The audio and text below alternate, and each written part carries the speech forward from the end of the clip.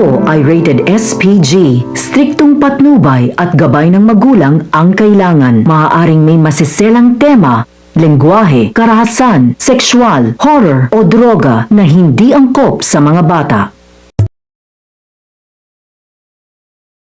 Mag-aalala si Lynette, hindi siya mapakali dahil gustong-gusto ni na Zoe na masaktan si Annalyn. Sa sobrang inggit ni Zoe, hinihiling niya na hindi matupad ang mga wishes ni na Annalyn at daddy niya, lalo na ang kay Annalyn. Unti-unti na siyang mababaliwala sa buhay ni Robert. Magandang araw at welcome back sa aking channel, mga kaganapan sa Abot Kamay ng Pangarap. Dumating na nga si Giselle mula sa Amerika, sakto sa hotel na ang meetup niya at doon din naka-check-in sina Moira at Zoe. Hindi nakahanda si Moira. Nahihiya naman si Zoe dahil naka-bathrobe pa ang mami niya. Nagugutom na kasi si Moira at nababagalan siya sa home service. Wala siyang pakialam sa mga tao. Bibilhin pa niya lahat ng yon. Napansin ni Zoe na parating si Giselle. Nabigla sila. Nakita rin agad ni Giselle ang dalawa at nangamusta siya. Pero nagtataka siya dahil naka-bathrobe lang si Moira.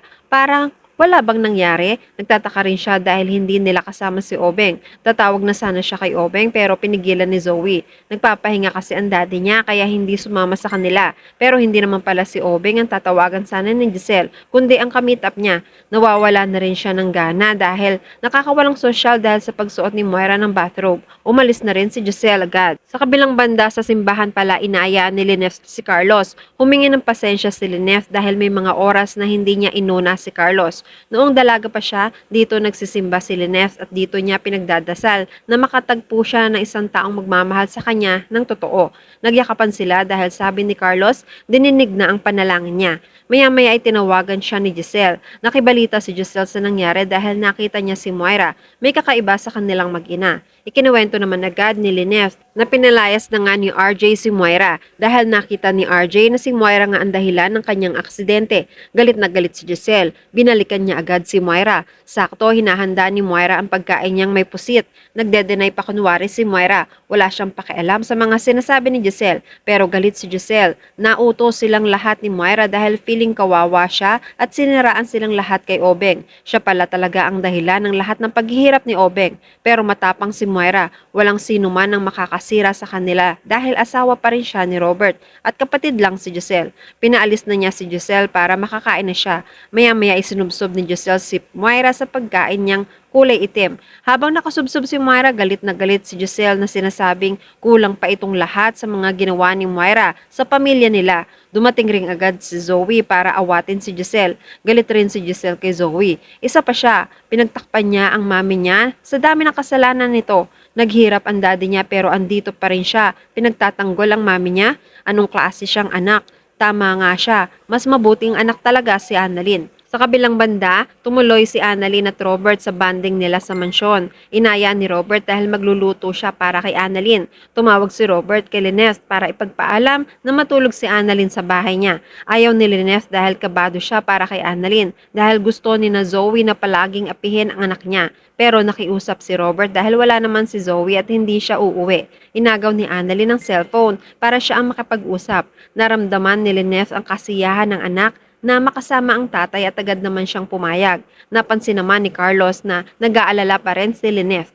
Sa kabilang banda pa uwi pala si Zoe at nagpaalam siya sa mami niya. Naiinis naman si Moira sa ginawa sa kanya ni Giselle. Pero pagkatapos ng lahat ng mga paghihirap niya ng ilang araw, pakiramdam niya mas lalo siyang lumakas. Sumigunda si Zoe. Wag na niyang uurungan ang tita Giselle niya. Pero kinorek siya ni Moira. Wag na wag niyang tatawaging tita si Giselle dahil hindi naman talaga niya tita si Giselle. Kung nanalo man si Giselle sa part 1, sisiguraduhin ni Moira na hindi man nanalo si Giselle sa part 2. Samantala nag-isip pa si Robert ng kung ano ang pwede nilang gawin. Nagsuggest si Annalyn na mag-bonfire sila at gumawa ng roasted mallows. Hindi pa niya kasi ito na-experience. Natuwa naman si Robert dahil mahaba pa naman ang time nila mag-banding. Ayusin niya muna ang gagamitan nila. Nung makaalis si Robert, bigla naman dumating si Zoe. Nagtaka siya bakit andito si Annalyn at suot pa nito ang pajamas niya. Sino may sabi sa kanya na pakialaman ang gamit niya. Nagsorry si Annalyn pero pinilit ni Zoe si Annalyn na hubarin ang pajamas niya.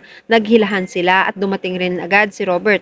Inawat sila. Sabi ni Robert siya ang nakiusap kay Annalyn na magstay sa bahay niya at siya rin ang nagpahiram ng damit ni Zoe dahil gusto lang naman niya na magbanding silang dalawa. Sinabi naman kasi ni Zoe na hindi siya uuwi. Nainis pa si Zoe. Kasalanan pa pala niya na umuwi siya. Sana hindi na siya umuwi dahil naistorbo pa yata niya ang banding nila. Mahinahon naman si Robert. Mas okay na rin na nandito si Zoe. Pinigilan niya rin si Annalyn na umuwi. Gusto lang kasi ni Robert na magbanding sila. Biglang nagbago ang mood ni Zoe. Naalala nga pala niya na kailangan niyang maging kampe sa daddy niya. Sabi niya okay lang sa kanya na magbanding sina Annalyn at daddy niya. At wag nang umuwi si Annalyn. Tanggap naman ni Zoe na daddy rin ni Annalyn ang daddy niya. Mag-enjoy na lang sila. Nung makaakyat si Zoe ay sumilip pa siya sa dalawa. Maya-maya ay tumawag siya sa mami niya para ipaalam na hindi siya makakabalik sa hotel dahil kailangan niyang bantayan si Annalyn para hindi mauto ang daddy niya. Nasa bahay nila ito. Nagpapapansin at nagpapaepal na naman si Annalyn sa daddy niya. Sa kabilang banda sa pag-inom ni Zoe ng tubig, nagpasalamat si Annalyn dahil pumayag si Zoe na makabanding ang tatay niya at sa pagpapasuot ng pajamas niya. Alam naman ni Annalyn na kahit kailan hindi siya matatanggap ni Zoe pero kahit paano pumayag pa rin siya. Sabi ni Zoe, alam naman pala ni Annalyn, bakit hindi pa siya umalis? Palaban naman si Annalyn. Ngayon pa ba, kung kailan nag-e-enjoy na sila ng tatay niya, mag-join na lang si Zoe sa kanila para ipag-roast pa siya ng malos. Nachichipan naman si Zoe sa ginagawa nila dahil pang grade school lang ito. Mababaw lang kasi talaga ang kaligayahan ni Annalyn. Nang asar naman si Annalyn. Sabihin na lahat ni Zoe ang gusto niyang sabihin. Mamaya magtatawanan na lang sila ng tatay niya at si Zoe mamamatay na lang sa inggit. Umalis na rin si Annalyn dahil mag-e-enjoy na sila ng tatay niya.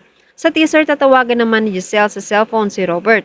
Gusto niyang makipag-usap tungkol sa Apex at pupunta siya sa bahay nila. Pero ang hindi pa alam ni Giselle, pinakailaman ni Zoe ang cellphone ni Robert at narinig niya ang lahat ng mga sinabi ni Giselle. Sa kabilang banda, matutuloy talaga ang banding ni Annalyn at Robert. Makakasama rin nila si Zoe.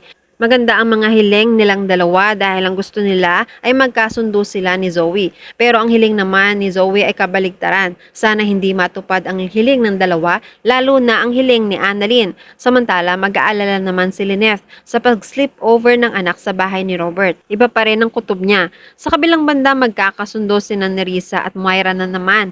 May niluluto na naman silang plano para makabawi sila sa mga nagdaang paghihirap ni Moira. At yan ang mga pakakaabangan natin sa abot kamay na pangarap. Kung gusto nyo ng mga ganitong klase ng video, please like this video and please subscribe to my channel. At pakihit mo na rin ang notification bell para ma-update ka kung meron tayong mga bagong uploads. Maraming salamat sa inyong panonood.